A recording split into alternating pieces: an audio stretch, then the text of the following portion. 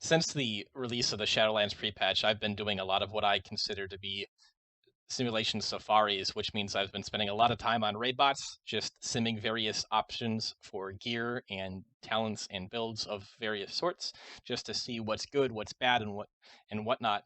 And so I've found some interesting things, and given the fact that raiding is kind of a mess right now and nobody really cares because most guilds are on hiatus, and that makes this time the best opportunity to try goofy builds, I figured I'd share with you some of what I found.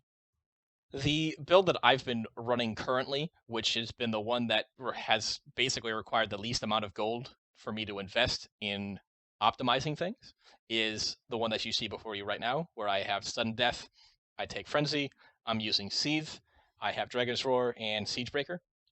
You can see that I have Condensed Life Force Major.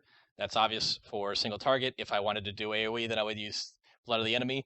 I'm using Crucible of Flames rather than Blood of the Enemy for the secondary because it's simming better, and then obviously Conflict and Strife and Breath of the Dying. Other than that, pretty much everything is fairly standard. I got Unbridled Ferocity. I have 3 Cold Steel Hotbloods and 2 Hearts of Darkness. I did change out one of my enchants, or actually both of my enchants rather, to a Force Multiplier and also a Masterful Navigation, and I swapped 1 gem to an 18th Strength gem because Strength is worth a lot more right now. In raid bots, using a 5-minute sim of a single target and all raid consumables, I've been able to get this sim up to 3984. This is going to be the benchmark that I use when I'm comparing the builds that I'm going to present to you, so just keep that in mind. Probably the second most viable build that I've been able to come up with so far is actually a single-minded fury build that leverages anger management and reckless flurry in order to maximize your recklessness uptime. So you would use 2 of the maces off of Carapace, 1 with Force Multiplier, and then 1 with Gale Force Striking, and then use the helm off of Il'gynoth, shoulders off of Carapace again, and then the chest off of Ra-Den. And so what that gives you is you get 3 Reckless Flurries, you have 2 Heart of Darkness, and then 1 Cold Steel Hot Blood. And basically, the reason why this build is as viable as it is due to the fact that one-handed weapons attack much faster than two-handed weapons, obviously, and so therefore it greatly increases the value of Reckless Flurry because it is a flat damage amount added onto your auto attacks, and also a flat cooldown reduction added on your auto attacks, which it reduces the cooldown of your recklessness, and then Spinning Rage also reduces the cooldown of your recklessness. So as you can see, the DPS that it provides is listed at 3869, which is not too bad. One potentially interesting functionality that is not currently shown in Simcraft is the fact that with Reckless Abandon, you actually generate the 50 Rage whenever you get a Vision of Perfection proc. However, Unbridled Ferocity does not give the Rage.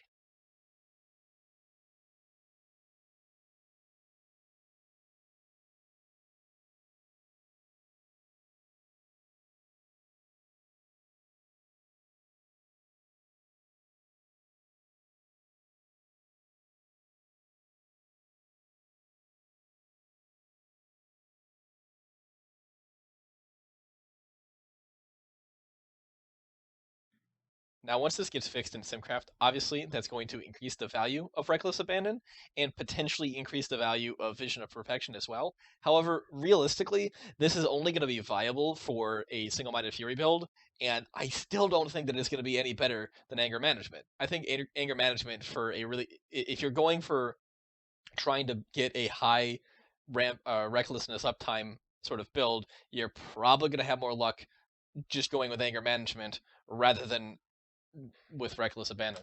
A very interesting build that actually appears to be simming higher than the sort of standardized default build is one that goes about stacking versatility and then running cruelty.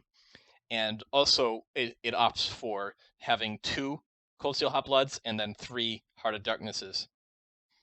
The most likely reason for this build simming so well is due to the fact that damage increase modifiers, or DIMs or DIM, in World of Warcraft, they all interact multiplicatively rather than additively. This means that over time, as you have more and more damage increase modifiers, they're worth more than sort of the face value of them.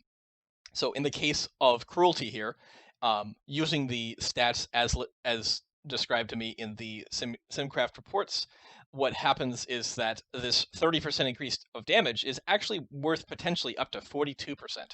And that is due to the fact that you are multiplying the damage increase multipliers rather than adding them up. The interesting thing about this build is that if you run it, you're likely to start wanting to prioritize your Raging Blows over your Bloodthirst, which we really haven't been doing this entire expansion, so it might actually require you to sort of relearn how to play the spec a little bit. It's not a big difference, but still, it's worth noting, and it's quite interesting. Another hilarious option that I found is the fact that the Highborn Compendium of Storms, which is an item level 72 now, BOE trinket that's designed for casters, is actually simming quite well, and relative to the sort of default setup that I've been using, is apparently providing about 100 DPS over a Torment in a Jar, which is quite odd. Now, you may be thinking, does this actually work for melee abilities? And the answer is yes.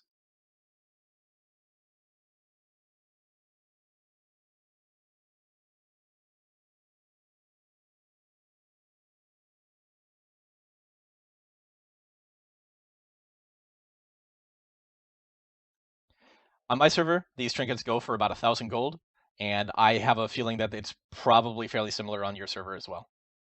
So these are just some of what I've discovered through the course of doing my simulation safaris, and I thought that they were pretty interesting, so I figured I'd share them with you. If you've come up with any interesting Fury builds through doing a bunch of simming yourself, by all means, please let me know in the comments, because I'd love to hear them.